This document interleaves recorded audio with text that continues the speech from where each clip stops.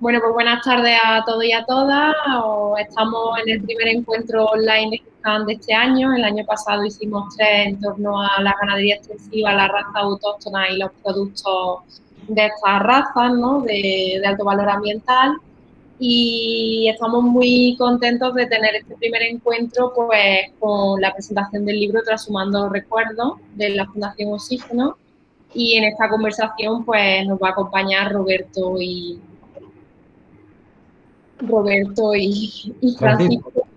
Francisco, perdona, para hablar del libro y también vais a poder ver fotos y un vídeo del encuentro. Os recuerdo un poco las normas que os mandé ayer por correo para que no tengamos ningún problema con la conexión y nos podamos entender y podamos todos ver el encuentro sin problema. Necesitamos que todos tengáis la cámara y el micrófono apagado, ¿vale? Estamos grabando el encuentro. Como vosotros no vais a salir en ningún problema, ni se os va a ver la cara ni el audio, si alguno no quiere formar parte porque se graba, pues se puede ir, pero vamos, a los que se va a grabar van a ser a los ponentes y a mí. Y vamos a estar hasta las 7 menos cuarto, 7 menos 10 con la presentación del libro. Las dudas, las preguntas y las posibles reflexiones que queráis compartir con nosotros y hacerle a Francisco y a Roberto sobre el libro, pues podéis escribirlas en el chat, ¿vale? Cuando acabemos la presentación vamos a leer esas reflexiones y esas preguntas y haremos un poco ese final cerrado con vuestras reflexiones y preguntas, ¿vale? Entonces, nada, comenzamos ya y quería darle la palabra a Roberto Lozano, de la Fundación Oxígeno, para que nos contara un poco el por qué la publicación de este libro y por qué para la Fundación Oxígeno ha sido importante apostar y trabajar con este material, ¿no?, sobre la transhumancia. Bueno, buenas tardes. Muchísimas gracias por contar con la Fundación para presentar esta primera charla online y para presentar nuestro libro. La verdad es que el trabajo que realizáis desde GESCAN a nosotros nos parece impresionante y vital para los objetivos que todos pretendemos, ¿no?, que es poner en valor tanto la cultura popular como la... Perdón, es que me estoy oyendo y me voy a explicar, me despisto. Para poner en valor tanto a las razas ganaderas autóctonas como todo lo que se implica, ¿no?, vinculado a la alimentación, a la conservación de nuestro patrimonio. Y bueno, pues en ese aspecto decir que a tu pregunta, la Fundación Oxígeno venimos desarrollando actividades desde hace 20 años, un grupo de personas que nos juntamos en su momento en la ciudad y provincia de Burgos para trabajar estos temas que a todos nos inquietan, ¿no? Y en ese grupúsculo de gente habíamos algunos que éramos muy pequeños, no, muy jóvenes, y otros que eran más mayores, en los que estaban Francisco, Joaquín, Lalo y otros cuantos, ¿no? Y esto hace que no solamente, bueno, digamos que impulsamos el proyecto Trashumando Recuerdos como el libro o el documental, sino que los propios autores y coordinadores del libro son parte de la Fundación, ¿no? Y son parte de la Fundación porque siempre nosotros hemos considerado que el paisaje cultural, la cultura, la arquitectura, el conocimiento de nuestros mayores es básico mantenerlo, tanto por el conocimiento en sí mismo que eso supone, que seguramente y cada vez se demuestra más que lo podemos utilizar en el siglo XXI, como por el respeto que se merecen esas personas mayores que trabajaron tanto durante décadas para preservar este patrimonio, porque era su día a día y era su vida, y que ahora mismo en décadas pues lo estamos denostando, ¿no? Y por lo tanto, pues eso hace que se junten estos factores, ¿no?, la inquietud, los objetivos de la propia Fundación en este aspecto, junto con esas personas voluntarias que han dedicado muchísimo tiempo a este tema, ¿no? De hecho, nosotros, como parte de algunos proyectos a lo largo de estos 20 años, sí que hemos estado acompañando y ayudando como hemos podido, en la medida que hemos podido, a muchas familias transhumantes, tanto en Castilla y León como en Cuenca o en Extremadura y Andalucía. Hemos trabajado con voluntariado restaurando y mejorando elementos de las vías pecuarias, ¿no?, los vallados, los chozos para dormir, algunas fuentes, abrevaderos. En realidad, Hemos intentado preservar, también gracias a Francisco como arquitecto que es, algunas de las tenadas donde se cobijaba este ganado y bueno, pues hemos ido haciendo nuestros pinitos, ¿no? Y este libro con este DVD pues se convierte en el colofón, ¿no? No solo de este trabajo, sino del trabajo principalmente de Francisco y sus amigos que llevan juntos desde pequeños y que por suerte o por desgracia, yo creo que por suerte no les ha gustado nunca mucho el fútbol y entonces los domingos no sabían qué hacer y se han dedicado a visitar tenadas, vías pecuarias, a conocer a ganaderos, ganaderas, pastores, pastoras, a inventariar todo lo que han podido, a recoger esos testimonios y todo esto se debe a ellos, ¿no? A ese gran trabajo que han hecho y que han plasmado ahora, bueno, ya hace 2 años en el documental y ahora en este libro bueno, que ahora vamos a conocer, ¿no? Por eso, ya sin extenderme más, nuestro interés siempre ha estado ahí, ¿no? Habremos hecho poco o mucho, pero hemos intentado estar siempre presentes en la preservación de la transhumancia y las vías pecuarias. Pues muchas gracias, Roberto. Quería daros las gracias antes de nada a Francisco y a ti por querer hablar y compartir Trashumando Recuerdos este libro con nosotros. Y como sé que a lo mejor te vas a tener que ir y no sé si esta pregunta te la queríamos lanzar al final, pero igualmente viene aquí muy bien para ir abriendo la vereda, ¿no? Nunca mejor dicho, de la conversación. Sí quería preguntarte que, bueno, hemos visto que la transhumancia es patrimonio cultural inmaterial de la UNESCO en países como Grecia, Italia y Austria. ¿Cómo ves tú el presente y el futuro de la transhumancia, Roberto? ¿Qué importancia tiene en el escenario de emergencia climática en el que nos encontramos? Bueno, por un lado está esa declaración de patrimonio inmaterial, que yo creo que ahí España estuvo hasta un momento en concreto con el resto de países y se salió a última hora, lo cual es una falta de visión y una pérdida de oportunidad, ¿no? Y aunque fuera solo desde el punto de vista de la llamada de atención que supone el ser patrimonio de la humanidad o patrimonio inmaterial de la humanidad, ¿no? Yo creo que ahí, bueno, pues se perdió una baza, habrá que buscar otra manera para ayudar a ponerlo en valor y yo creo que en ese aspecto la transhumancia ahora mismo, por lo que yo conozco, he tenido la suerte de conocer en estos años no sé si muchas, pero bueno, pues a una decena de familias transhumantes en activo, muchas de ellas a pie, otras van en camiones y realmente me he encontrado como en botica absolutamente lo mismo que podemos encontrar en cualquier oficio, ¿no? Y entonces, dependiendo de a quién mostremos y con quién hablemos, pues encontramos versiones más positivas y más negativas, ¿no?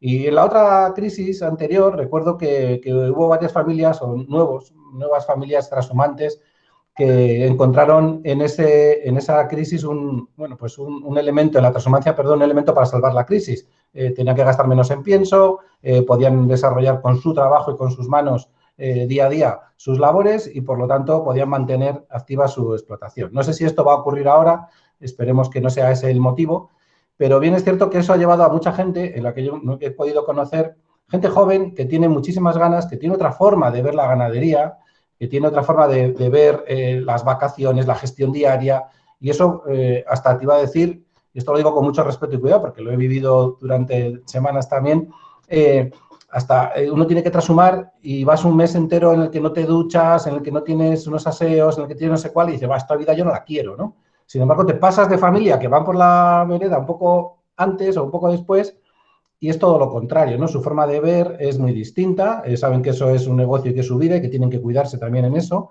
Y claro, depende a quién se lo enseñes y cuándo y con quién compartas, pues puedes encontrar visiones muy distintas, ¿no? Esto no se puede vivir de ello o sí se puede vivir de ello y muy bien, ¿no? Por eso ahí tenemos que buscar la manera de volver o de unir, ¿no? Porque también, como en todo, en este país andamos un poco dispersos, ¿no?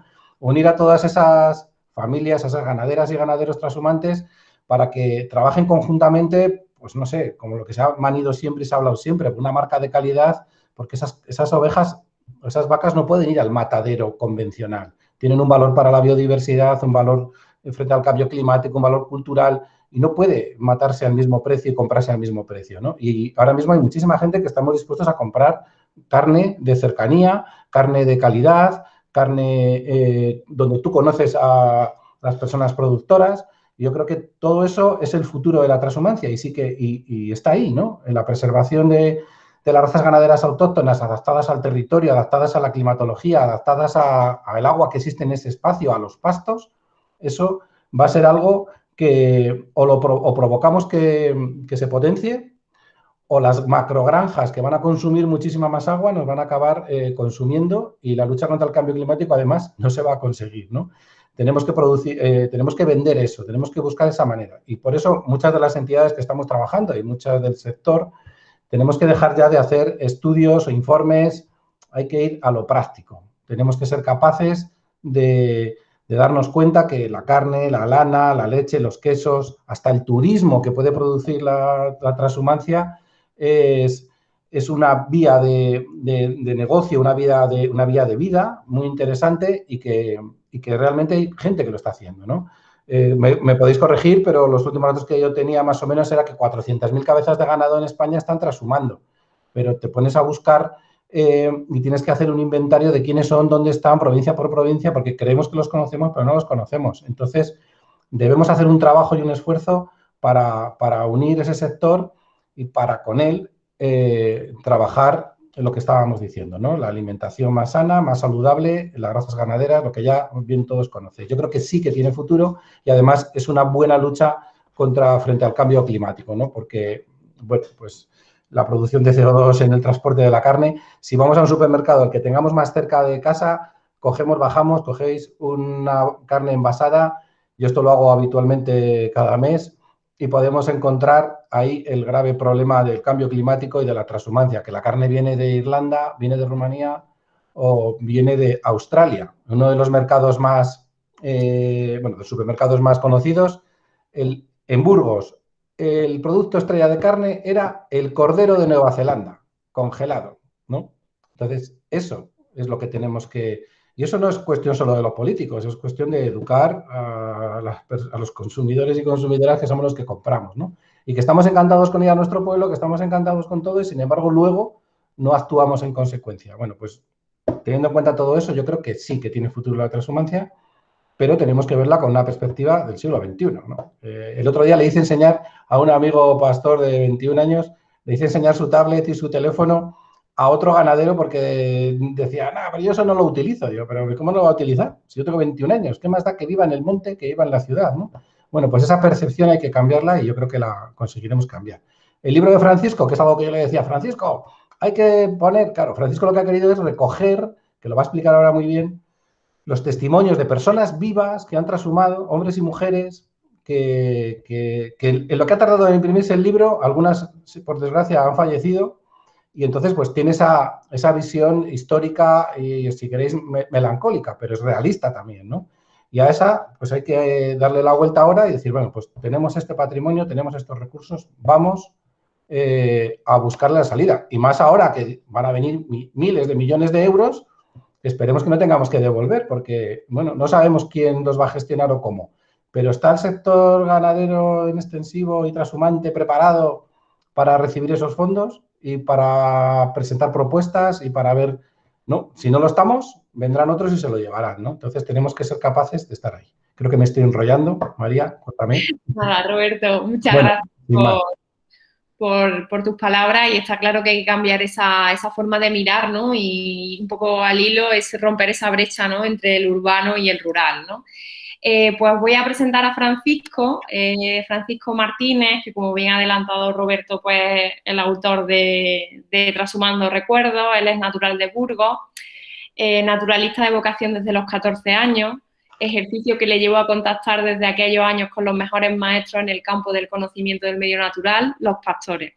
La peculiaridad de su oficio, que le obligaba a pasar muchas horas de sol a sol, como dicen ellos, en el campo, a la intemperie, también contribuía a ir forjándole en grandes conocedores de la naturaleza y expertos naturalistas. Fundó con otros compañeros a los 20 años el Grupo de Estudios para la Defensa de los Ecosistemas Burgaleses. En el ámbito laboral, él es arquitecto técnico, catedrático del Cuerpo de Profesores de Enseñanza Secundaria desde el 85 de la Consejería de Educación de la Junta de Castilla y León, especialidad dibujo, y es profesor asociado de la Universidad de Burgos de la Escuela Politécnica Superior. Desde hace 12 años es colaborador de la Fundación Oxígeno de Burgos. Ha coordinado los siguientes proyectos: proyecto análisis e interpretación arquitectónica de las tenadas de Valcárcel en Contreras, Burgos, y el proyecto sobre la transhumancia en la provincia de Burgos, que se ha plasmado en un documental. Y una publicación que, bajo el título homónimo de Transhumando Recuerdos, recoge la historia de la transhumancia por las tierras burgalesas al tiempo que acerca a la sociedad, cómo fue la vida transhumante, su cultura y su valioso legado. Pues antes de que comencemos a hablar, a escuchar a Francisco, ¿no? que tenemos aquí una entrevista preparada, sí queríamos poneros, y lo voy a poner ahora mismo, este vídeo para que veáis un poco, para que conozcáis el libro del que ya ha hablado Roberto y con el que vamos a hablar con Francisco. Así que voy a empezar a compartir pantalla.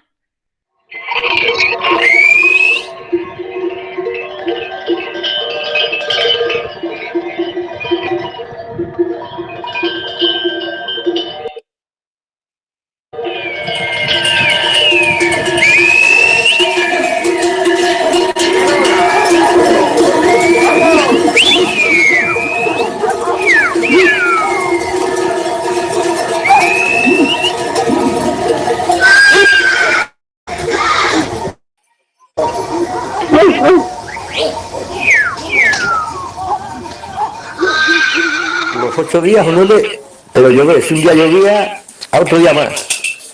Entonces, claro, no podías hacer la cama por la noche, porque claro, nos daba el agua por todos sitios corriendo, sentados encima de una piedra con un cacho de capote, de aquellos capotes que llevas antiguamente.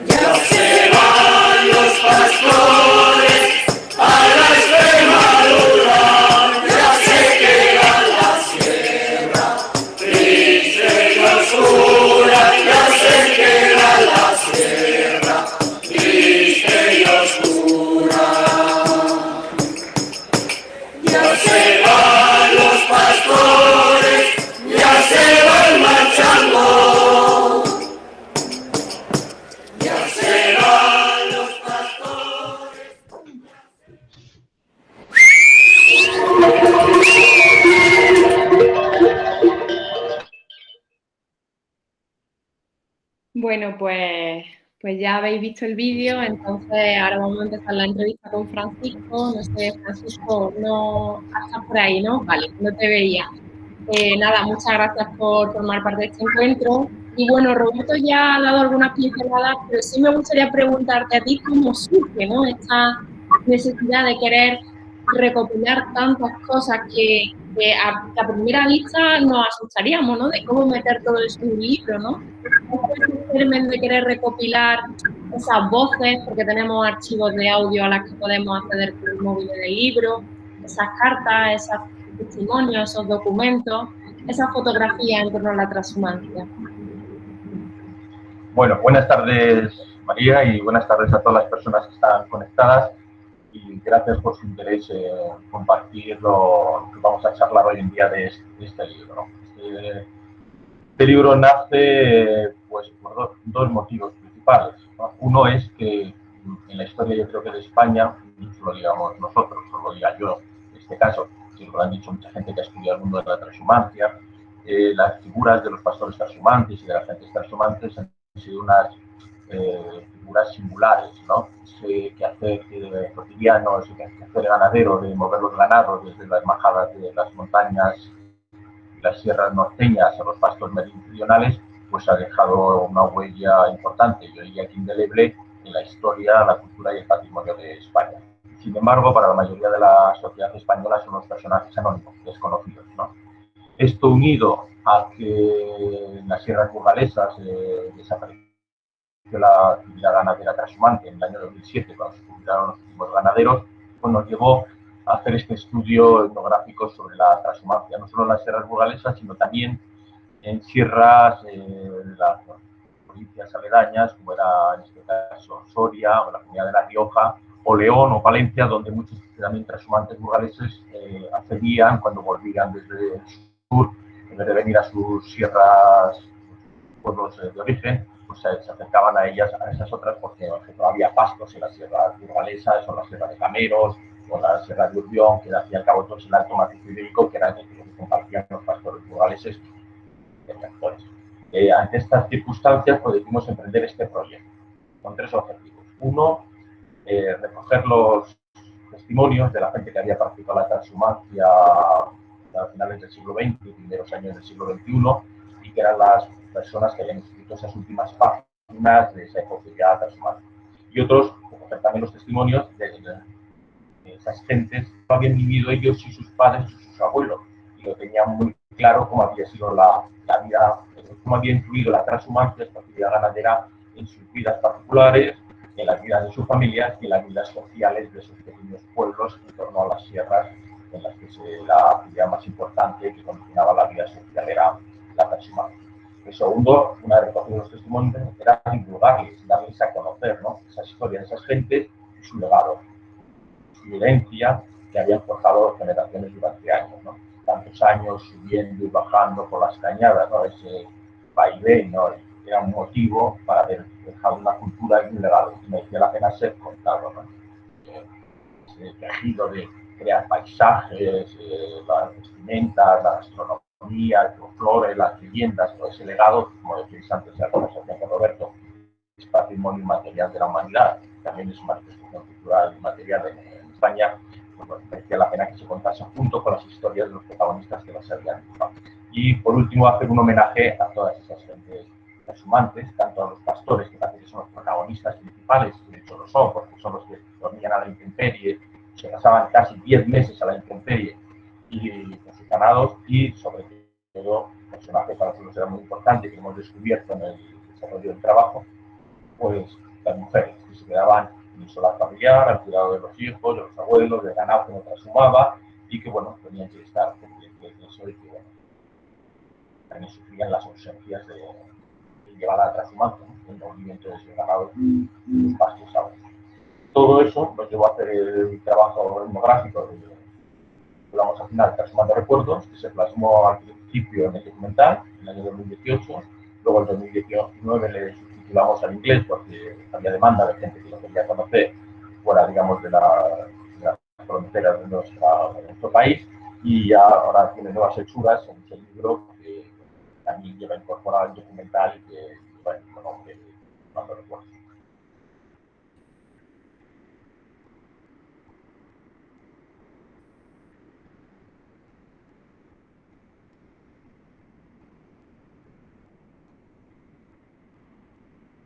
María, no te escucho, ¿eh? Perdona, es que como se silencia para que no nos escuchemos, que bien lo has dicho, ¿no? Que merecía, me quedo con esa frase, merecía la pena contarlo, que había que contarlo, ¿no? Hemos hablado de la palabra cultura, legado, patrimonio, ¿no? Y sí quería compartir con toda la gente que nos está escuchando que el libro es que son 576 páginas, 570 fotografías y dibujos, 18 documentos de audio, 24 documentos de vídeo, que cuando ves con el móvil te lleva el enlace a YouTube para poder ver, y también, aquí hablando de cultura, 639 entradas de léxico, ¿no?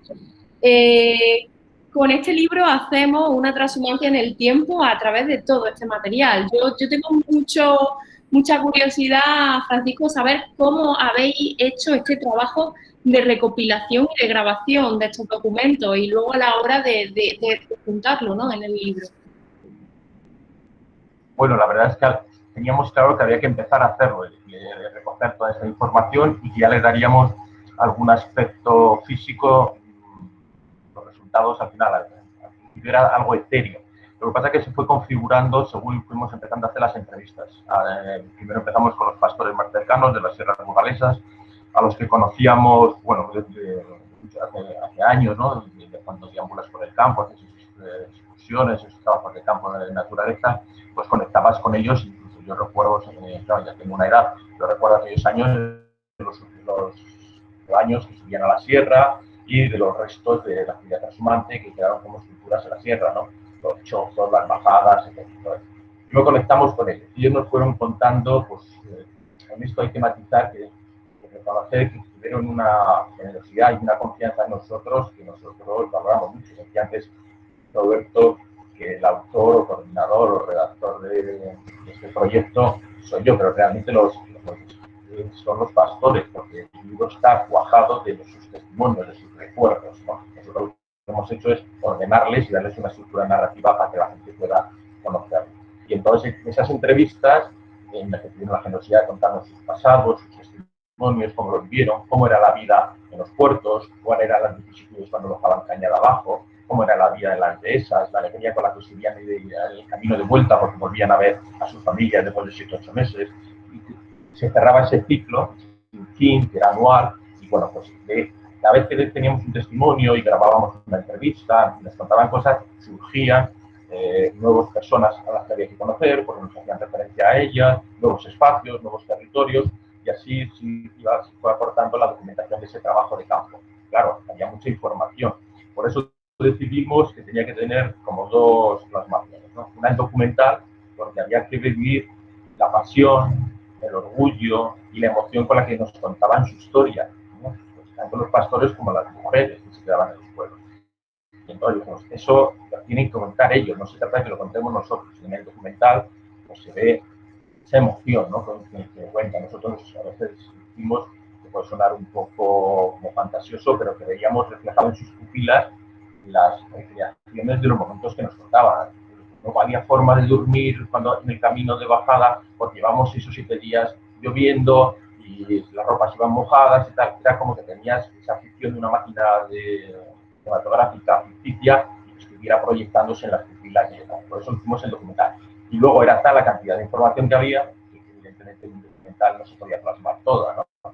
Y entonces hicimos el libro. Pero claro, algunas personas nos facilitaron sus testimonios, otros nos facilitaron fotografías, otros tuvieron la confianza y la generosidad de facilitarnos cartas que eran del ámbito familiar, que contaban con los pastores cómo vivían en las dehesas y las mujeres, las vicisitudes que se encontraban en el pueblo ya solas con ese trabajo y con ese tal. Bueno, nos las cedieron, nosotros las hemos plasmado y esperamos que con la suficiente dignidad para que sean compartidas por la sociedad y al mismo tiempo que sepan valorar los lugares de esas vidas con esas ausencias para sacar a sus familias adelante. Y así surge. Y entonces, al mismo tiempo, en paralelo, al ir conteniendo esas entrevistas, pues una labor de documentación, de fuentes bibliográficas, de archivos, de ir a museos, bueno, y así fue surgiendo toda esa documentación, que luego lo que se hace es ordenarla y estructurarla pues, para que sea de forma amena y sencilla, pues se pueda seguir esa transhumancia de las vidas de estas gentes. Y es importante eso que has dicho, ¿no? De que ellos tienen esa voz propia y que ellos contarán ellos mismos su propia historia, ¿no? Entonces creo que el libro funciona perfectamente como un altavoz, ¿no? Porque leemos de primera mano esos testimonios, esas cartas. Hay cartas muy duras, preciosas, muy curiosas, con muchas anécdotas. Pues invito a las personas que nos estén escuchando que se hagan con el libro porque está lleno de tesoros. Y bueno, Francisco, te voy a pedir un favor, ¿se puede acercar un poquito más al micrófono? Porque a veces se va un poco la voz cuando habla, se te entiende, pero cuando estás más cerca se te escucha mucho mejor. Y bueno, retomando, ¿no? Con la transhumancia, que es un viaje que se ha hecho durante miles de años, a principios de 2021 salía una noticia que se había descubierto los restos de un rebaño de 7.300 años de antigüedad en el Pirineo. El equipo de investigadores y arqueólogos descubrieron en la cueva del Strox, en la provincia de Huesca, las pruebas de transhumancia más antiguas de Europa. ¿Cómo le explicaría a alguien que no conoce la transhumancia en qué consiste? ¿Cuál es aunque ya un poco lo ha adelantado, ¿no? ¿Cuál es la transhumancia que conocemos en el libro Transhumando Recuerdos? Bueno, yo primero haría la distinción de lo que hay detrás de la palabra transhumar, ¿no? Según el diccionario sería, ese término está formado por el trans, que es del otro lado, de la otra parte, y humus, tierra, ¿no? Entonces sería mover los ganados de una parte, de unas tierras a otras, ¿no? Eso sería el transhumar. Pero yo creo que hay una cuestión importante que es por qué hay que transhumar, por qué ciertos pastores se veían obligados a transhumar, cuál es el factor, y es el clima, el imperativo climático que tiene la península ibérica. En la misma época del año, cuando llega el otoño, pues las montañas y las sierras se llenan de nieve y de hielos, y en esa época pues, resulta que hay pastos y una temperatura más benigna en las zonas del sur peninsular.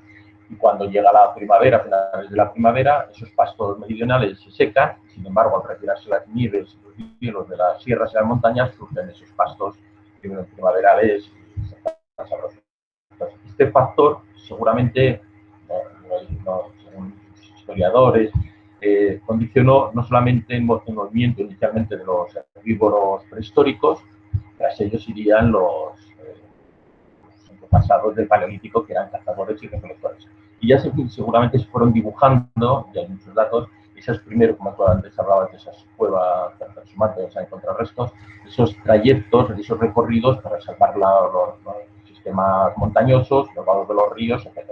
Con el paso de los milenios, el Homo sapiens, los clanes de Homo sapiens, seguramente ya con los animales domesticados tuvieron que hacer lo mismo, moverse con sus ganados, porque en la misma época del año el clima no es igual en unas zonas que en otras. Entonces, ese fue el factor que condicionó la transhumancia, y eso es la transhumancia, mover los ganados buscando unos pastos y unas temperaturas más benignas en función de las circunstancias climáticas. Y en el libro se hace referencia principalmente a la transhumancia que nos han contado las gentes transhumantes que nacieron en los años 20, 30, en la década de los 20, de los 30 del siglo XX. Y también nos han hecho referencias a sus padres, abuelos, incluso bisabuelos, con lo cual, digamos, que tenemos recogidos también la mitad del siglo XIX, de 1840, 1850, tenemos cartas de esa época, incluso anteriores, hasta el siglo XVIII, y entonces, digamos, que como primer testimonio, la gente que nació a principios del siglo XX, que nos ha contado cómo fue la transhumancia a lo largo del siglo XX hasta el siglo XXI, que ya por edad lo tuvieron que ir dejando, y también cómo era la transhumancia que vivieron en sus padres, con menos comodidades, con mayores dificultades a lo largo del siglo XX. Eso es lo que va a aparecer en el libro. Sí, vemos en el libro ese testimonio que recoge, ¿no? Ese relevo generacional de hijos que siguen la estela de padres y abuelos, ¿no? Quería recordar a las personas que nos están escuchando, porque he visto que un par han levantado la mano, que pueden hacer las preguntas en el chat escritas y en los últimos minutos las leeremos y las comentaremos y las resolveremos, ¿no? Hemos estado hablando mucho de esas fotos, ¿no? De esos documentos, entonces vamos a pasar a que lo podáis ver, mientras que Francisco y yo seguimos hablando sobre el libro, ¿no? Y vamos a empezar, a ver, imagino que creo que ya lo veis. Pues, como decíamos, el libro funciona como un portal, ¿no? Porque tenemos muchísimas imágenes, documentos, cartas, vídeos y audio, entonces hemos hecho un poco una selección para que veáis estas fotos y comentarlas, ¿no? Por ejemplo, pues estos son pastores colocando los zumbos a los mansos para bajar de los puertos del Collado del Rozón, en León, en el año 56. Todas estas fotos aparecen en el libro. Aquí tenemos un mansero. Ahora le preguntaré a Francisco qué es un mansero y qué son los mansos. Mucha de la gente que nos escucha lo sabe, ¿no? Pero también hay gente que está hoy en el encuentro pues que no tiene esa cercanía con la transhumancia y con la ganadería extensiva y queríamos pues contarlo, ¿no? En una calle de Brieva de Camero, en La Rioja. Y bueno, pues hablamos de transhumancia y posiblemente siempre, ¿no? La primera imagen que nos venga es la del pastor con su rebaño. Pero en Transhumando Recuerdos aprendemos y conocemos todos los nombres y figuras de todos los que formaban parte de ese rebaño de la transhumancia. Por ejemplo, en la foto vemos a un mansero, pero encontramos en el libro esas 630 palabras, entradas de léxico, que es cultura y patrimonio de todos, ¿no? Palabras como aparcero, ayudador, mayoral, rabadán, mañero. Y quería preguntarte, Francisco, ¿no? por el papel de los niños en los rebaños transhumantes, porque en el libro nos encontramos con dos figuras aquí, que son el zagal y el motril, ¿no? Y en el libro hay un testimonio que yo cuando lo leí me emocionó, me pellizcó, ¿no? Que lo podéis ver en la pantalla, que es el testimonio de Vicente Serrano, que es pastor transhumante, que dice: pasé los años de mi infancia en los puertos de Brañosera, arriba de Palencia, cuidando rebaños. Lloré tanto que creo que yo solo llené con mis lágrimas todos los arroyos que bajaban de aquellas cumbres. Entonces, Francisco, cuéntanos un poco, en la foto vemos a dos motriles, ¿no? ¿Qué diferencia había entre un niño motril y un zagal en el rebaño? Bueno, pues yo también cuando te oí ahora y me acordaba perfectamente de Vicente, que desgraciadamente ha fallecido, que se quedó huérfano muy pequeño, con 10, 11 años, y sus tíos, que eran ganaderos transhumantes, pues se quedaron con él y él ya bajó a Extremadura, y al subir, pues en vez de subir a los puertos de la Sierra de Neila, en Burgos, pues subieron a la zona de Brañosera. Por eso él recordaba esa primera estancia en los puertos tan pequeños, con el fallecimiento de sus padres, y bueno, la soledad de aquellas cumbres y tal, y luego, pues toda su vida fue pastor trashumante, más de 30 años. Bueno, en los rebaños ganaderos tenían muchas cabezas, entre 200 y 1200. Entonces eso obligaba a que había que tener muy jerarquizadas las tareas y las responsabilidades. Entonces eso obligaba a una estructura de que varios pastores se distribuyeran las labores y las responsabilidades, ¿no? Entonces un rebaño estaba a cargo del rabadán, pero por encima del rabadán estaba el mayoral, que era el encargado de todos los rebaños que tenía esa cabaña ganadera. El rabadán, que era el responsable de ese rebaño de entre 800, 1000, 1200 cabezas, pues tenía varios pastores a sus órdenes, ¿no? Estaba el pastor, que se llama el primer pastor, el segundo pastor, el tercer pastor, y que recibían también nombres que, bueno, a lo largo de la historia han perdurado casi hasta ahora, que era el compañero, el ayudador, el persona, y el último de todo ese escalafón, de toda esa jerarquía, era el zagal. El zagal, pues, era el aprendido pastor y que entraba con 14 años, 15, cuando dejaba el colegio.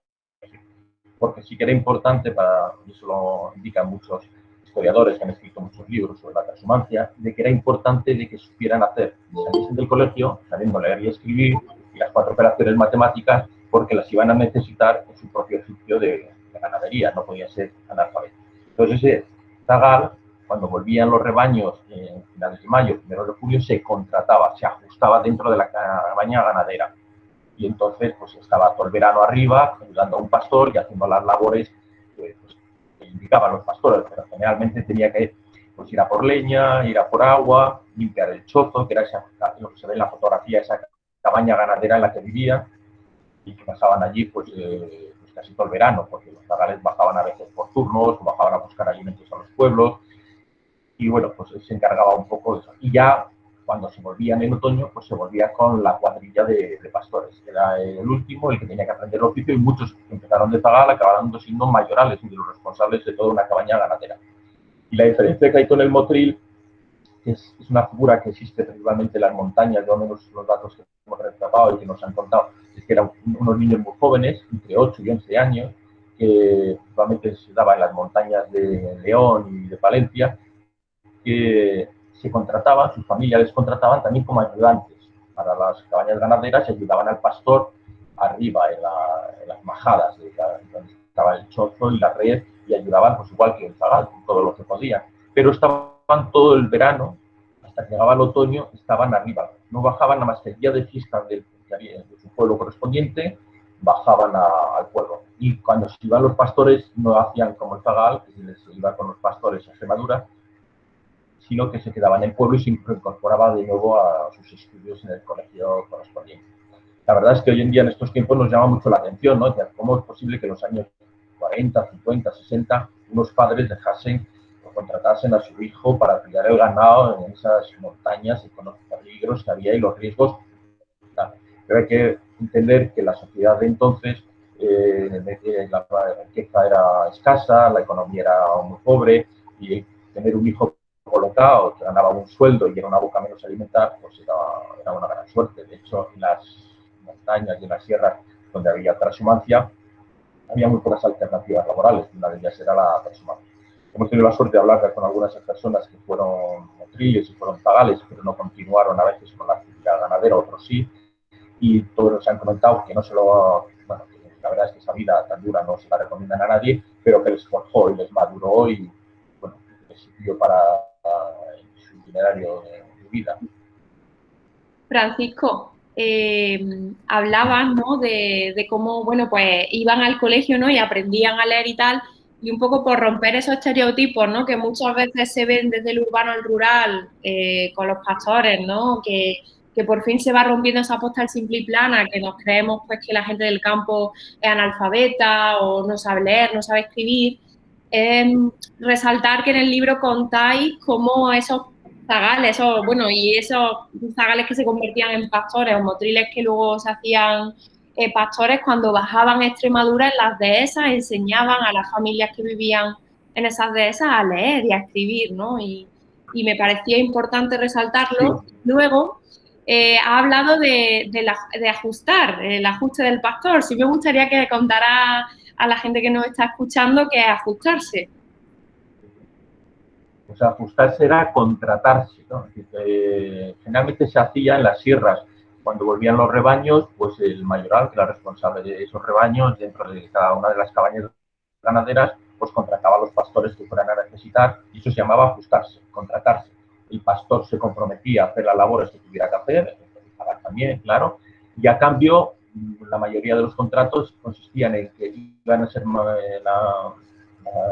mantenimiento de la comida, la responsabilidad de mantenerla y de alimentar a esos pastores corría a cargo del dueño de la ganadería, y les permitían llevar una pequeña dotación de ganado, que es lo que se llamaba la excusa o la piara, junto con las cabezas ganaderas del dueño. El zagal llevaba entre 10, 12 ovejas y una yegua, y el rabadán llevaba 4 yeguas y unas 30 y tantas ovejas. Dependía un poco de cada cabaña ganadera y influía en función del escalafón.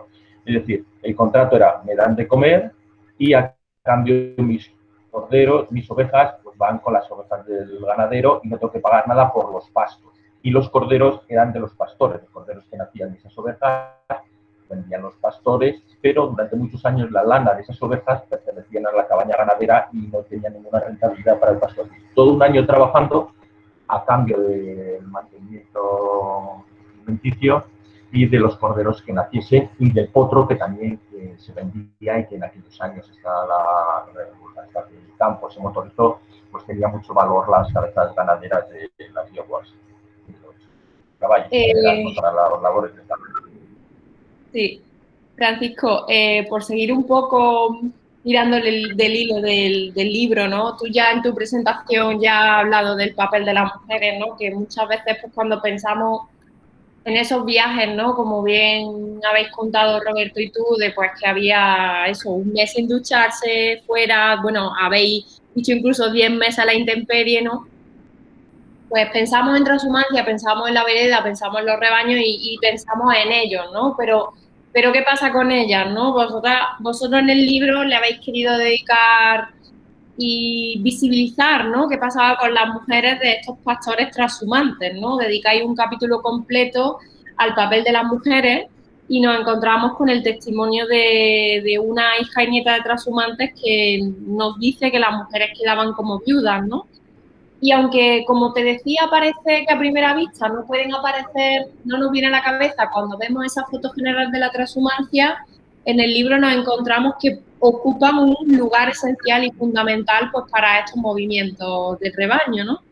¿Podrías contarnos un poco qué papel y qué labores desempeñaban y por qué es tan importante reivindicarlas? Pues encantado. Mira, nosotros descubrimos el papel y la figura tan importante de la mujer en la actividad transhumante porque nos la enfocaron, nos pusieron el foco los propios pastores. No hemos conocido a ninguno que no nos haya dicho que sí, que su vida era muy dura, que todos dormían en el suelo, que comían una alimentación muy frugal y precaria y sufrían las inclemencias del tiempo, pero que realmente el mérito la tenían sus mujeres, las que se quedaban en casa. Porque cuando se iban los pastores, en los pueblos solamente quedaban las mujeres, los niños, los abuelos, y hombres con capacidad de trabajar, pues quedaba el herrero, el maestro y el cura, ¿no? Entonces las mujeres se quedaban solas. Hay que situarse en épocas en que no había ninguna comodidades en los hogares, la dureza de la climatología de las sierras, la circunstancia de que muchas mujeres se quedaban embarazadas. Porque claro, el ciclo ganadero también condicionaba el ciclo de los nacimientos de los niños. Los pastores solamente pasaban 4 meses en sus pueblos, cuando llegaban desde finales de mayo hasta junio, y se iban a finales de octubre.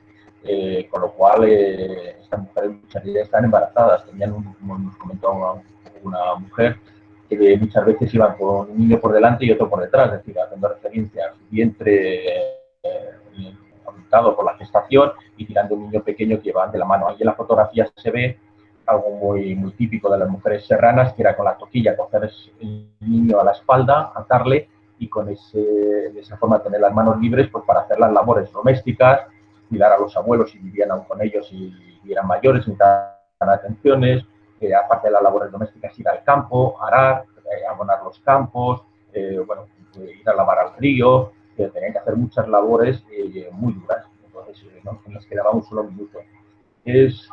Cuando hemos hablado con ellas, pues era muy importante la colaboración que existía entre ellas, porque claro, si una mujer se ponía enferma, la única persona que la podía echar una mano era otra mujer del pueblo. Si se ponía de parto, ya, es decir, alguien tenía que cuidar a sus otros hijos, alguien tenía que hacer la comida, alguien tenía, por ejemplo, ahí se ve esa imagen de esa mujer arando con las vacas serranas, pues una sola mujer le costaba mucho ungir las yugos, ¿no? Entonces necesitaba la ayuda de otra mujer. Entonces existía una labor comunal y de relación, de ayuda entre ellas muy importante, que eran las que sacaban adelante toda la labor de... Además existía también, como bueno, en otoño y en invierno, las noches son tan cortas, se reunían en la casa de alguien y hacían esos trasnochos, esos filandones, que se llaman en tal, y se comentaban esas historias, comentaban las cartas que venían de las dehesas, que alguien necesitaba ayuda y hacían esas labores de tejer, cardar, hilar la lana, etc. Y al mismo tiempo,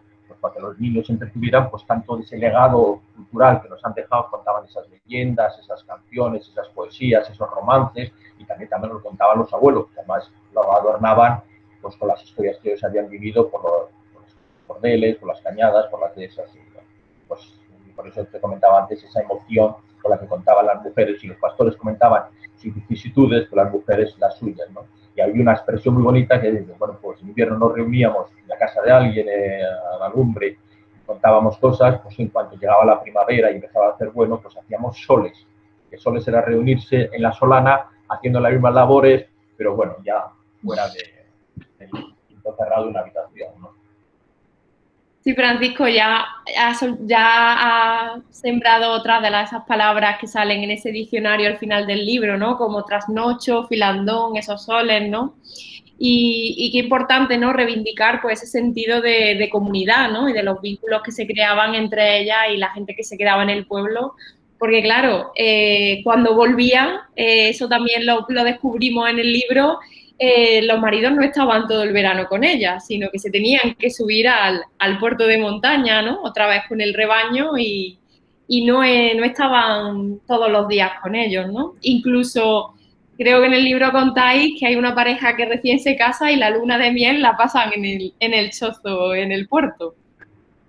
Sí, eso nos lo han contado más de una mujer, claro, porque la única época en que se podían casar era durante el verano, porque los pastores cuando venían a sus pueblos de origen, claro, se turnaban por semanas para cuidar los rebaños. Una semana estaban arriba en la majada y otra semana estaban abajo en el pueblo, bueno, pues haciendo los trabajos correspondientes para ayudar a su familia de cara al futuro, porque sabían que dentro de unos meses se iban a ir. Entonces, si se tenían que casar, aprovechaban ese relevo que les correspondía con el pueblo. Entonces, después se tenía que volver a sustituir al compañero que estaba en la majada. Entonces, para aprovechar el tiempo y sabiendo que dentro de unas semanas nos iban a volver a ver en 7 o 8 meses, pues muchas mujeres pasaron la luna de miel y más de una semana con sus maridos en los chozos, como dicen ellas, entre cumbres de ovejas, ¿no? Esa era su luna de miel, ¿no?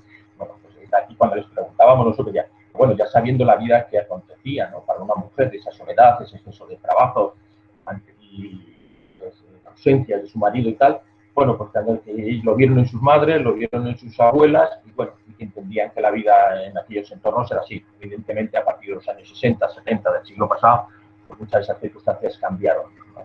Y bueno, ya la gente se lo pensó de otra manera, pero ya lo tenían asumido y bueno, y era así. Igual que cuando volvían los pastores que he dicho antes, recibían en marzo una carta o en abril diciendo que habían tenido un niño, que todo había ido bien, pero no lo iban a ver hasta finales de mayo o junio y bueno, pues de los pastores transhumantes y de la gente transhumantes han nacido esos meses. Como apuntaban, ¿no? Se acopla al ciclo también de la ganadería, ¿no? De las parideras. Y para terminar, porque sí, ya son menos 10 y, bueno, invito a la gente si tenéis alguna pregunta que la pongáis en el chat. He visto que había ya un par de reflexiones. Ha hablado de esas labores que se hacían en esos trasnochos, pero también descubrimos que en los puertos de montaña, en los chozos, esos pastores también hacían labores y eran manitas y preparaban todo para cuando bajaban a las dehesas, o sea, no paraban de trabajar, ¿no? No podemos pensar que en los puertos montaña en verano no estaban trabajando, sino que era un trabajo 365 días al año, las 24 horas. Sí, se trabajaba y se aprovechaba todo el tiempo. La economía que tenían ellos era pues muy ajustada, ¿no? Entonces se aprovechaba todos los materiales que estaban en torno a ellos, los huesos de sus animales, las pieles, el corcho, la madera, y hacían labores artesanales muy importantes para realmente eran utensilios en seres que ellos aprovechaban, desde la vestimenta hasta vasos como la liara, que realmente era el cuerno, que utilizaba como cantimplora, como vaso, y que ahí está parte también de ese patrimonio que han dejado tan amplio y tan rico, ¿no? Y una de las cosas que yo he aprendido y que no sabía es que tejían muy bien, tejían con 5 agujas, muchos pastores, y en los momentos de descanso, que las ovejas igual estaban descansando, porque era la hora de la siesta, no sé qué, pues sacaban las agujas y se ponían a tejer y hacían ropa, o se hacían un chaleco, se hacían la zamarra, o cualquier cosa. Sí, sí. No se perdía un minuto. Me llamó mucho la atención eso lo que has dicho de las 5 agujas, ¿no? Que es bastante, o sea, es súper manita y tener esa, bueno, eso ahora que tanto hablamos, ¿no? De reutilizar, reparar, reciclar, ellos ya lo hacían, ¿no? Y bueno, voy a pasar al turno de preguntas y sí, Francisco, me gustaría que le contara, bueno, he visto que Juan José Asensio lo ha puesto en el chat, donde se puede ver el documental, pero sí que contaras dónde podemos encontrar el libro de Trashumando Recuerdos. Bueno, el libro tiene un afán divulgativo, pero bueno, si alguien está interesado en comprarlo, que no tiene un espíritu comercial, pero si alguien lo quiere comprar, está en librerías de diferentes localidades, evidentemente en Burgos, y a través de la plataforma todostuslibros.com, pues ahí lo pueden encontrar. Pero yo creo que entrando en internet y poniendo Trashumando Recuerdos o libro Trashumando Recuerdos, pues lo pueden encontrar en muchas librerías y en plataformas para poder adquirirlo. Vale, pues vamos. Que lo adquiera, pues encantado y esperemos que disfrute con ello, porque como decía, tiene un espíritu divulgativo de dar a conocer este mundo transhumante, ¿no? Y lo cumple. Ya hemos hablado, ¿no? De esa puerta que te abre, pues, otro mundo que parece muy lejano, pero que a fin de cuentas es muy reciente y que también venimos de ahí, ¿no? Y que hay que reivindicar y poner en valor y que también podemos aprender de esas cosas, ¿no? De cómo se vivían, de dónde veníamos, ¿no? De esos vínculos, de esas relaciones, ¿no? Y voy a leer, Beatriz Iglesias Losada dice, ¿y si los ganaderos o ganaderas transhumantes recibieran un beneficio económico por el servicio ecosistémico y de mantenimiento del patrimonio? ¿Es muy idealista? Bueno, yo creo que realmente se lo merecen. Es decir, no solo los pastores transhumantes, sino la ganadería en extensivo. Hacen muchas labores que no están pagadas. Por poner un ejemplo claro, que tienen que pagar por los pastos que consumen en las localidades, en los términos municipales. Y sin embargo aportan parte razonable. Y bueno, pues, si se aprovechan de los pastos, pues tendrán que pagar a la comunidad a la que pertenecen esos pastos. Pero eso también es cierto que son controladores de la materia combustible para evitar incendios, han dibujado paisajes, los excrementos producen diversidad botánica, los paisajes que dibujaron la ganadería extensiva en ese equilibrio pues han permitido que muchas especies sigan estando ahí. De hecho, donde ya desapareció la ganadería extensiva, desaparecen muchas especies asociadas. Nosotros en el último capítulo, antes del léxico, hablamos de lo que hemos titulado así, nuevas huellas en el cordel. Vemos, como decía antes Roberto, que hay jóvenes ganaderos que quieren seguir con esta actividad y se les debe de primar y favorecer porque tiene que ser rentable económicamente, pero también hay que reconocer la labor que están haciendo, que todas las reses que ellos pierden por accidentes o por las razones que sean, es alimento para las aves metrófagas. ¿Cuánto dinero se gasta en la alimentación de aves metrófagas? El mantenimiento de los paisajes y evitar que se embastezcan, pues que puede evitar incendios, que desaparezcan especies, bueno, el tema de la biodiversidad, como decía antes, y entonces sí que hay que primarlo de alguna forma. Lo que pasa es que, bueno, son gente que ha reivindicado un poco eso y lo que quieren es que les dejen hacer su actividad con los menos problemas posibles. Porque hoy en día mover los ganados por la península ibérica, atravesando diferentes comunidades autónomas, con todas las dificultades que tienen administrativas, pues cuesta mucho. Y como mucho se está centrando ahora en la terminancia, en recorridos más pequeños.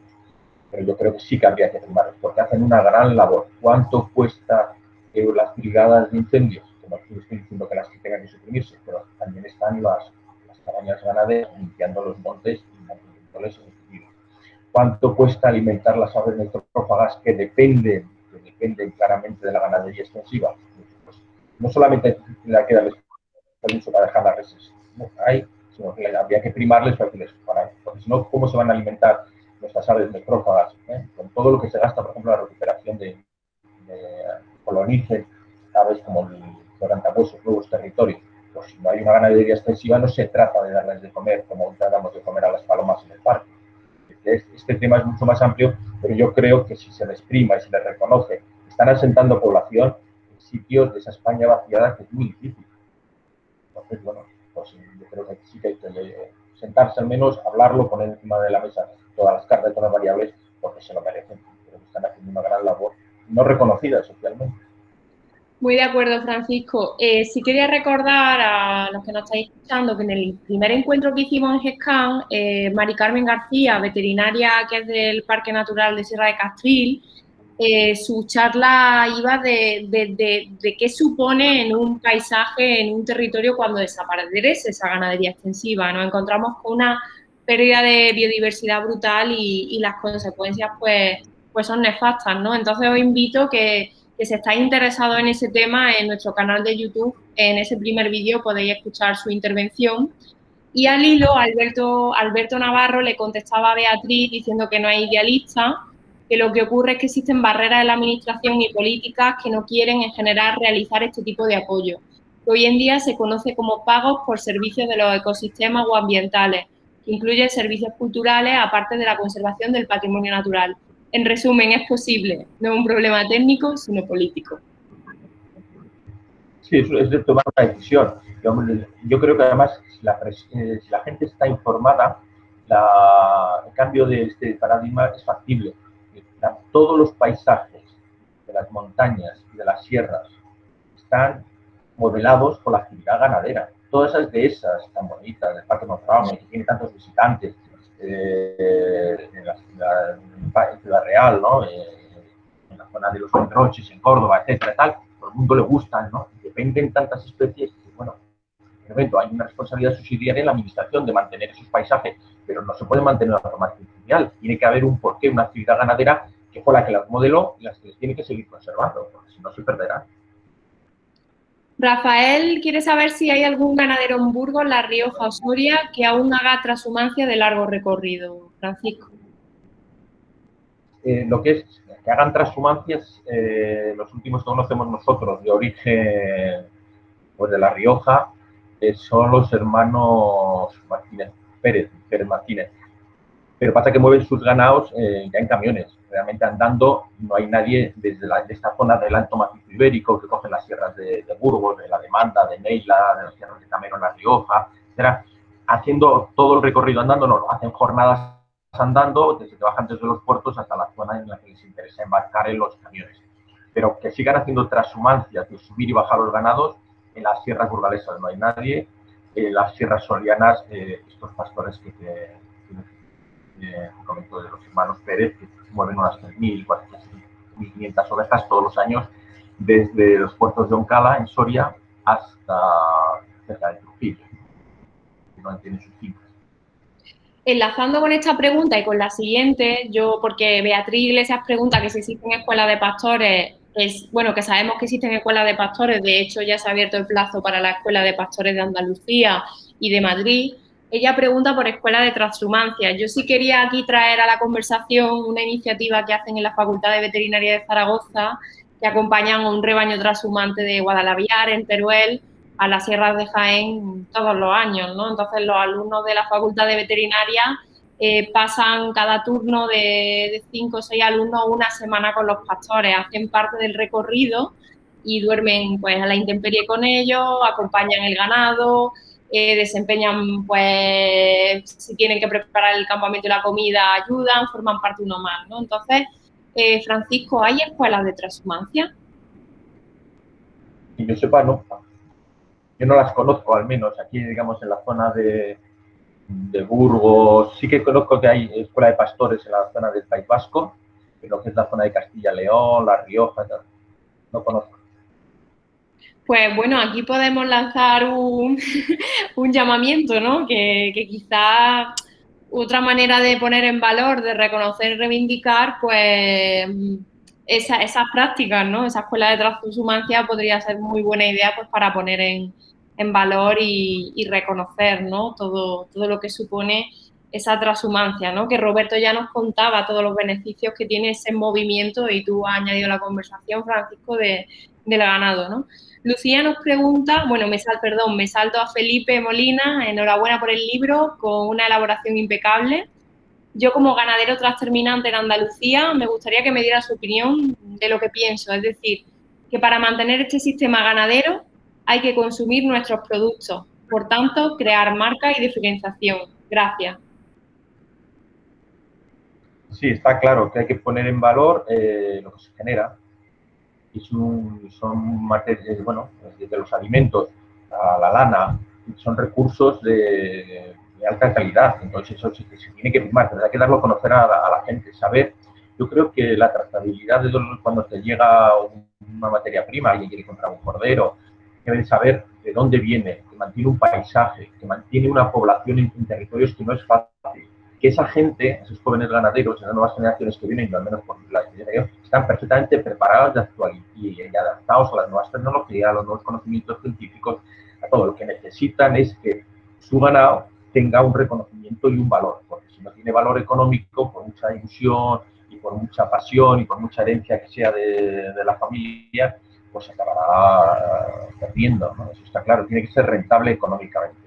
Para eso tiene que funcionar desde las administraciones y lanzarse a los ciudadanos, que son los que compran los productos, y que sepan que cuando compran un determinado carne, pues que se está generando en un paisaje único que está contribuyendo a mantener especies, que luego lo hemos anunciado ahí en los colegios, las campañas educativas, que están muy bien, pero que les falta, es decir, en ese paisaje en el que está criando el lince, que todos los años sale que se han nacido no sé cuántas crías de lince, que está fenomenal, pero hay que decir que está en una de esas y se modeló a través de la actividad ganadera extensiva y que se puede perder por estas circunstancias. Hay que apoyar a la gente que quiere seguir manteniendo. Como si se mantiene el paisaje, ¿no? Pues se mantendrá, evidentemente, bueno, la actividad ganadera es el motor, ¿no? Igual que todas las cordeles y las cañadas. Si no hay movimiento ganadero, aparte de que hay otras alternativas, por supuesto, deportivas, culturales, educativas, que también las indicamos en el libro, pero las primordiales. ¿Cómo se va a mantener una cañada? Pues si por ella se mueven ganados. Y si se mueven ganados, pues se mantendrá la cañada ella sola. Al mismo tiempo contribuye a conocer paisajes únicos del norte al sur de la península ibérica y al mismo tiempo la arquitectura que hay en algunos pueblos, la arqueología, muchas cosas. Solamente nosotros ponemos en el libro un tramo que hay de la cañada burgalesa, que tenía desde las sierras y se introducía hacia la zona oeste de Burgos, entrando en la zona de Valladolid. Solamente en un pequeño recorrido de unos kilómetros, una iglesia visigotiva del siglo VI, un dolmen de hace 5.000 años, el nacimiento de Castilla con el castillo, los restos del castillo en el que nació Germán González, el castillo de Lara, cerca está Santo Domingo de Silos, hay rutas de las vías de los romanos, hay muchos datos, hay iglesias románicas, bueno, hay muchas cosas que se pueden potenciar, pero si no hay actividad ganadera, se acabarán perdiendo también. Para mí el pivote sobre el que se mueve todo es que hay una actividad ganadera. Para eso tiene que ser rentable la actividad en sí misma. Con todo esto de la crisis, he conocido a muchos ganaderos que se invitaban por no se comprar el cordero lechal cuando tiene 25 o 30 días y las ofertas que habían eran poco menos que una ofensa, ¿no? Por lo que cuesta que nazca un cordero, 5 meses de gestación, después que no sirven ni tantos días no pasa nada y después unos precios irrisorios. Pero cuando vas a la carnicería o vas al asador, ahí no ha bajado el precio. Está claro que hay que reconocer este papel y no olvidarnos, como bien ha señalado, que el campo que vemos, todos esos espacios naturales protegidos, parques naturales, parques nacionales, existen pues por este movimiento y por ese saber hacer del animal y la persona, ¿no? O sea, de ese pastor llevando al rebaño, ¿no? Y preguntaba a Lucía, que creo que ya lo has contestado en estas preguntas, pues de qué manera el ganado de transhumancia aporta a los ecosistemas y a la biodiversidad. Ya has contado un poco. Yo sí creo que es muy importante resaltar todo ese movimiento de semillas, ¿no? El transporte, ¿no, Francisco? De semillas que hace un rebaño trashumante, quizá, no sé cómo te parece, y lo que significa, ¿no? Para el paisaje. Sí, bueno, las ovejas transportan muchas semillas en sus propios excrementos y en la lana, y después cuando van moviéndose hay que entender que las cañadas realmente son pastos alargados, y la anchura que tenían las cañadas no era solamente para el tránsito, era que las ovejas tenían que bajar y ir comiendo, por eso eran tan anchas, y por eso hay tantas, que hay el 1% de nuestro territorio son cañadas, 125.000 kilómetros, y ese motivo era porque todos los pastores se ponían casi en marcha en los mismos días, las mismas fechas, y era como una operación salida, entonces habían pasado una serie de rebaños por una cañada, detrás no había pasto, entonces tenían que coger otras cañadas de alternativa. Esas cañadas finalmente no han sufrido ni la contaminación de los productos químicos que se echan en tierras de cultivo, ni la contaminación de aguas o de los acuíferos que hay en esas zonas. Entonces, son auténticos vías de movimiento de animales y, bueno, y las plantas que transportan a esos propios animales, no siempre es la cabaña ganadera. Entonces, esa riqueza es única. Entonces, el ganado, al mismo tiempo, una cosa que he aprendido y que no sabía tanto es el tema de que, por ejemplo, cuando bajan los ganados, hemos visto contratos de principios de finales del siglo XIX y principios del siglo XX, obligaban a hacer el majadeo. El majadeo consiste en que donde duerme el ganado, se encerraba con la red, esa red había que moverla los días lluviosos todos los días, cuando los días no eran tan lluviosos, cada 2 días. Lo que se pretendía era que el ganado, al estar en una zona determinada, lo abonase con sus excrementos y con sus orines y lo patease un poco, pero que no en exceso, para que no deteriorase. Entonces se cambiaba todos los días la red donde estaba el ganado, de tal forma que al año siguiente, cuando bajaban otras del ganado, esas zonas que habían sido majadeo se habían recuperado porque esas semillas habían generado un pasto nuevo, ¿no? Y rico. Entonces es fundamental, me pasa que muchas veces se desconoce. Y bueno, pues para mí la contribución de la ganadería extensiva a la biodiversidad es fundamental, es clave. Prueba de ello es que en los sitios donde se ha perdido, los bosques se han cerrado, está todo matorralizado y muchas especies han desaparecido. Sobre todo ahora que hemos hablado de emergencia climática y la problemática que tenemos con los incendios forestales. Todo esto que está contando Francisco y que preguntáis lo vais a encontrar en el libro. Pía Sánchez te da la enhorabuena por el libro y por todo lo que significa. Yo soy ganadera trashumante. El año pasado llevé a mi hijo y nunca lo he visto tan sumamente felices. Creo que se nos han despojado de demasiadas cosas. Pues nada, yo siento una gran admiración por toda la gente que se dedica al mundo de la ganadería, sea trashumante o no, y un gran respeto porque realmente los conocimientos que tienen sobre el medio natural, sobre la propia ganadería. Yo he visto ante las vicisitudes en el parto de una oveja, cómo se defienden, cómo son capaces de sacar adelante el cordero, los 2 corderos, vienen en buena posición a la oveja, saben de climatología, saben de que ahora no conviene que coman estos pastos porque están húmedos, es mejor que los coman a media tarde o tal. Saben de animales, saben de botánica, saben un montón de cosas. Por ahí, entonces, siento un gran respeto por ello y creo que su actividad es fundamental en nuestro paisaje y en nuestra biodiversidad y en nuestra economía. Y la pena es que muchas veces pues, se desconoce, ¿no? O sea, más que su actividad es algo peyorativo, perdido ahí y secundario, ¿no? Por eso es tan importante, pues, este libro, ¿no? Y todo lo que puede suceder a través de él, los encuentros, el servir de altavoz, ¿no? El contar, redignificar, visibilizar, ¿no? Y bueno, ya son y 10. Si te parece, Francisco, damos paso a la última pregunta y cerramos aquí. A sus órdenes.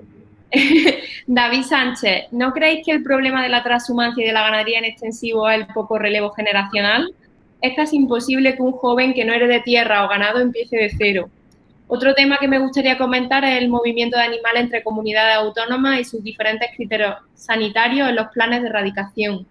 ¿Cómo se podría agilizar estos temas administrativos para no perjudicar a estos transhumantes?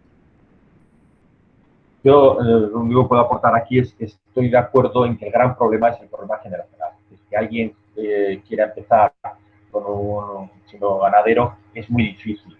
Pero principalmente, aparte de todas esas cosas que ha puntualizado la persona que hace la pregunta, no podría aportar mucho más, pero creo que tiene la razón, es que no es rentable económicamente.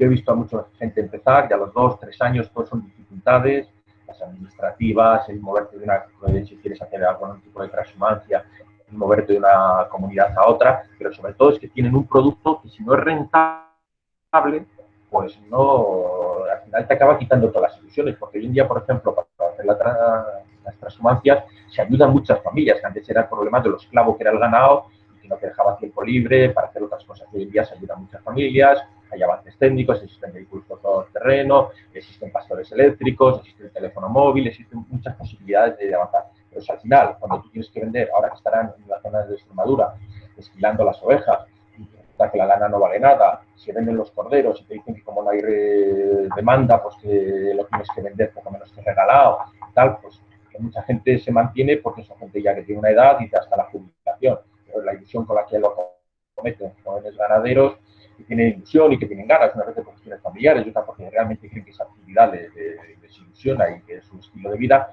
pues para mí el caballo de batalla es el factor económico, porque si no hay un factor económico y no hay una rentabilidad, el recambio generacional no se va a producir. Y prueba de ello es que en las sierras de lo que es el Alto Macizo Ibérico, que coges la provincia de Burgos, Soria y la comunidad de La Rioja, casi no hay ganaderos. Y la gente, todas las montañas de León y Palencia que subían cientos de rebaños y había multitud de puertos y pastizales que se aprovechaban, pues hoy en día muchos de ellos están embasteciendo y matorralizando porque no hay cabaña ganadera que suba. Ese es el problema. Yo sí que lo comparto, que no hay recambio generacional. Ese sí que es un problema ahora. Pues sí, Francisco, pues vamos a ir cerrando ya. Os voy a dejar en el chat un enlace que me manda Alberto Navarro sobre la noción de biodiversidad en los ecosistemas pasícolas españoles, que creo que también puede aportar por lo que hemos hablado y por algunas preguntas que han surgido, ¿no?, en el chat. Y nada, quería daros las gracias a todos por este encuentro, por formar parte de él, por el interés, por las preguntas, sobre todo gracias a Francisco y a Roberto. Que ese libro continúe la vereda, la cañada, el cordel y que nos traiga mucha alegría. Y recordaros a todos pues que en nuestro canal de YouTube podréis ver este vídeo, que lo subiremos brevemente, y los encuentros que hicimos el año pasado, pues que hablábamos de razas autóctonas, espacios naturales protegidos, ganadería extensiva y el tema que hemos hablado, ¿no?, de esos productos que no son rentables, entre comillas, cuando deberían de ser rentables, porque son productos de alto valor ambiental que, como bien ha señalado Francisco, fijan población, conservan biodiversidad, dan alimentos de alto valor ambiental, de calidad, de proximidad, ¿no?, ahora que tanto hablamos de local, y están haciendo posible un paisaje, ¿no? Entonces, creo que es muy importante que tengamos en cuenta esto, ¿no?, pues a la hora de consumir, ¿no?, de saber que muchas veces la manera de ayudar a los medios rurales es también consumiendo sus productos. Así que nada, muchísimas gracias, Francisco, por este ratito. Si me permite, nada, darte las gracias a ti por la iniciativa de poder presentar el libro contigo y con todas las personas que han participado, y darles las gracias también por su interés en este tema. Ya visto que algunos se dedican a la ganadería, pues nada, animarles a que sigan con sus proyectos laborales y nada, y a ver si entre todos conseguimos pues, que no se pierda la memoria de toda esa actividad ganadera y que tiene un futuro. Yo estoy convencido de que tiene un futuro. Lo que pasa es que hay que saber ponerlo en valor, y eso es misión de todos, de los ganaderos, de la gente que conocemos un poquito y lo podemos divulgar, y sobre todo de las administraciones que sí que tienen una responsabilidad subsidiaria. Totalmente, todos tenemos que arrimar el hombro y reivindicar y reconocer esta labor que, por supuesto, yo también creo que tiene futuro. Así que nada, muchísimas gracias a todos y nos vemos en el próximo encuentro. Gracias. Hasta luego, un placer.